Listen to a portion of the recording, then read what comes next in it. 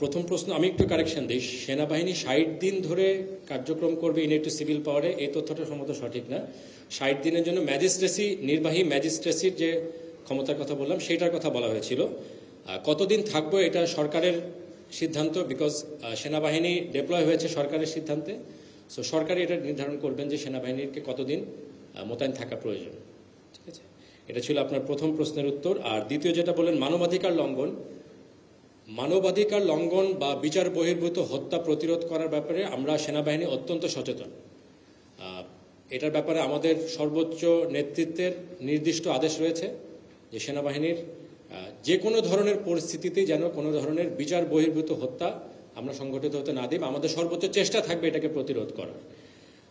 মানবাধিকার লঙ্ঘনের বিষয় যেটি বললেন, আমাদের সর্বোচ্চ চেষ্টা রয়েছে যাতে করে এই ধরনের কোনো ঘটনা আমরা ঘটতে না দিই। এবং আমরা আপনারা হয়তো শুধুমাত্র যেগুলো ঘটনা ঘটছে সেগুলো জানতে পারছেন, বাট এর বাইরে আমাদের কার্যক্রমের কারণে যে কতগুলো পরিস্থিতিতে এই ধরনের কোনো কিছুকে প্রতিরোধ করা সম্ভব হয়েছে এটা হয়তো অনেক সময় জনসম্মুখে আসে না। যেমন শুধু ইন্ডাস্ট্রিয়াল সেক্টরে যদি আমরা বলি, ইন্ডাস্ট্রিয়াল সেক্টরে এ পর্যন্ত ৬০০রও বেশি আনরেস্ট হয়েছে এবং এর মধ্যে অনেকগুলো ভায়োলেন্ট ছিল, বিশেষ করে শুরুর দিকের যে ঘটনাগুলো। এখানে যদি আমাদের এবং অবশ্যই আমাদের সাথে অন্যান্য আইন শৃঙ্খলা রক্ষাকারী বাহিনীও ছিলেন, তারা যদি সময় মতো গিয়ে এগুলোকে প্রতিরোধ করার বা তাদেরকে শান্ত করার ব্যবস্থা না করতেন, হয়তো এর থেকে অনেক বেশি ঘটনা ঘটতে পারত। সো ওই বিষয়টিও আপনারা কাইন্ডলি কগনিজেন্সে নেবেন।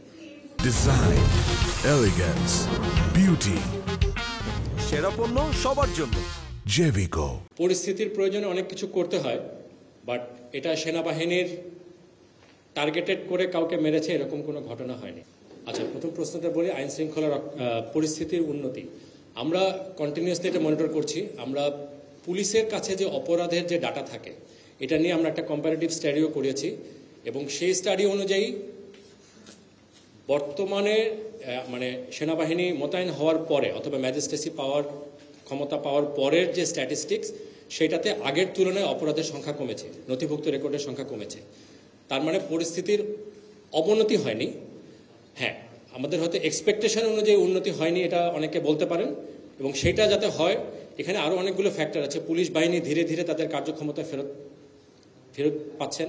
সো এইগুলো হলে ইনশাল্লাহ, এবং আমাদের সেনাবাহিনী এবং অন্যান্য গোয়েন্দা সংস্থা সকলকে সম্পৃক্ত করে আমাদের প্রচেষ্টা অব্যাহত আছে এবং আমরা আশা করছি ভবিষ্যতে সিচুয়েশন আরও ভালো হবে।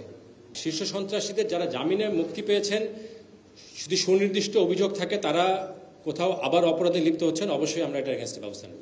এটা একটা ভুল বোঝাবুঝির ঘটনা ছিল, এটা একটা আইসোলেটেড ঘটনা। পুলিশ বাহিনীর সাথে আমাদের সার্বিকভাবে কাজের সম্পর্ক খুবই ভালো। বিশেষ করে এই ৫ই আগস্টের পরবর্তীতে যখন পুলিশ বাহিনী তাদের শুরুতে অনেক সমস্যায় ছিলেন, আমরা চেষ্টা করছি এখনও তাদেরকে পুনরায় কার্যক্ষম করার। সো পুলিশ বাহিনীর সাথে এটা নিয়ে আমাদের কোনো বিরোধ নেই, এটা একটা অ্যাবসলিউটলি আইসোলেটেড ঘটনা ছিল।